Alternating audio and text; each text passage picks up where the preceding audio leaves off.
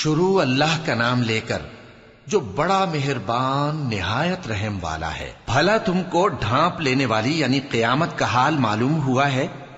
اس روز بہت سے چہرے یعنی لوگ ذلیل ہوں گے، سخت محنت کرنے والے تھکے ماندے دہکتی آگ میں داخل ہوں گے۔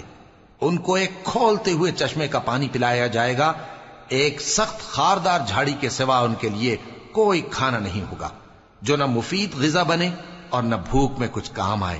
بہت سے چہرے یعنی لوگ اس روز شادماں بھی ہوں گے، اپنی محنت کے بدلے پر خوش، بہشت بری میں وہاں کسی طرح کی لغو بات نہیں سنیں گے، اس میں چشمے بہ رہے ہوں گے، وہاں تخت ہوں گے اونچے اونچے اور کٹورے قرینے سے رکھے ہوئے اور گاؤ تکیے قطار کی قطار لگے ہوئے اور نفیس مسندیں جگہ جگہ بچھی ہوئی۔ تو کیا یہ لوگ اونٹوں کی طرف نہیں دیکھتے کہ کیسے عجیب پیدا کیے گئے ہیں، اور آسمان کی طرف کہ کیسا بلند کیا گیا ہے، اور پہاڑوں کی طرف کہ کس طرح کھڑے کیے گئے ہیں، اور زمین کی طرف کہ کس طرح بچھائی گئی؟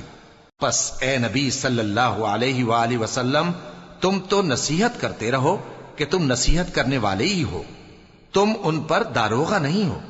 ہاں، جس نے منہ پھیرا اور نہ مانا تو اللہ اس کو بہت بڑا عذاب دے گا۔